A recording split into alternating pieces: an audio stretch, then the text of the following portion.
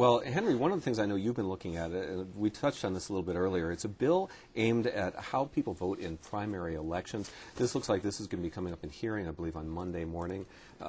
Starting to get more buzz created around it. Well, exactly, and Betsy brought it up earlier. There's going to be a hearing in the Senate. Early on, there was a bill that didn't get printed, and then the Speaker brought it back, and then it just sort of went away and died. But the Attorney General mid-session came out with an opinion of his that made it pretty clear that if indeed the Republicans sued, the state would lose on this. And so all of a sudden people started looking at this and, well, we don't want to get sued, and if we do get sued, we don't want to lose. And all of the attorneys that I've talked to, from whether they're on the left or the right, or they all pretty much agree that the state needs to take care of this. So they tried a totally closed primary. That didn't go. Now they have, I believe, is it modified closed primaries.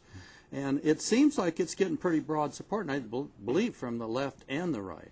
And speaking of attorneys on your left and your right, what about the attorney on your immediate right? Physically speaking, of course. But I guess I'd say that I'm generally very opposed to closed primaries. However, I think this modified closed primary has some real potential. And it basically says if you're a Democrat and want to register as a Democrat, do so. If you're a Republican and want to register as a Republican, do so.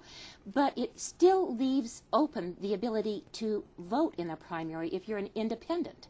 So you can register as an independent, and then you can choose at the time of the election whether you're going to vote in the Democratic primary or the Republican primary. And I think that's really valuable. And I think this provision shows some promise. So, well, I haven't had a chance to read the bill and do the research that you've done, Henry. My sense is that they're moving in the right direction. This is a contribution of Keith Allred and the Common Interest. Last year, the Common Interest proposed the housing price index for the homeowners exemption. This year, they're coming in and perhaps providing a solution that really needs to be addressed, as Henry pointed out. The party ultimately trumps state law, as I understand it, without practicing law, without license or anything here. And if they wanted to have a closed primary, they could. And even if this modified primary passes, they perhaps could do that in a June executive committee meeting. But hopefully they will bow to the independents, which are about 30% of the electorate in Idaho, and give them an opportunity to participate. And I wouldn't be surprised if that number grows. I mean, Idahoans have never registered by party as long as I've been here, and that's a pretty big change. And they're worried about it. I mean, this is such a complex issue that at the beginning, the Republicans, well, especially the more conservative ones, wanted it strictly closed. So just if you were a registered Republican. Now that's probably, the moderates are saying, well, wait a second, we want a lot of people to come in and vote because we want all these people to think of themselves as Republicans. The Democrats, meanwhile, didn't want to support that, probably on principle, but also because, boy, wouldn't it be great if only the Republicans made everybody register and took away some of these rights and options at the end. So then the Republicans drop it and then realize, uh-oh, what if the hardcore Republicans who sometimes run the party then decide to do it on their own and sue us?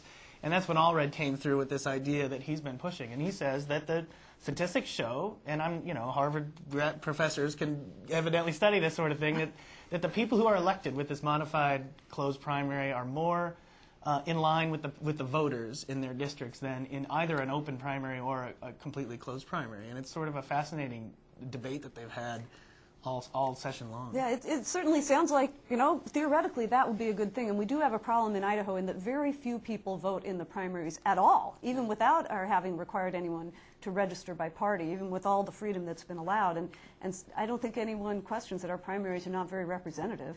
Only a tiny percentage of the electorate even bothers to vote. But it still is a hard vote because trying to tell people for the very first time, you have to tell us whether you're voting Republican or Democrat, is going to be a tough sell. There will be people who are mad.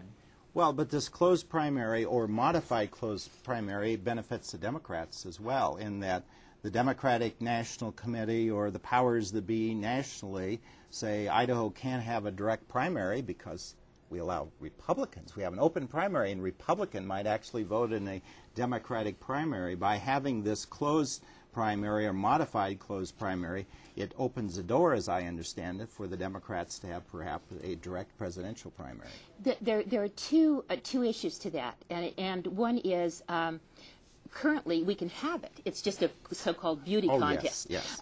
Because you don't designate. It's not recognized. It's by not the party. recognized. The delegates selected for the presidential nominating convention, as you know, are selected at the caucuses.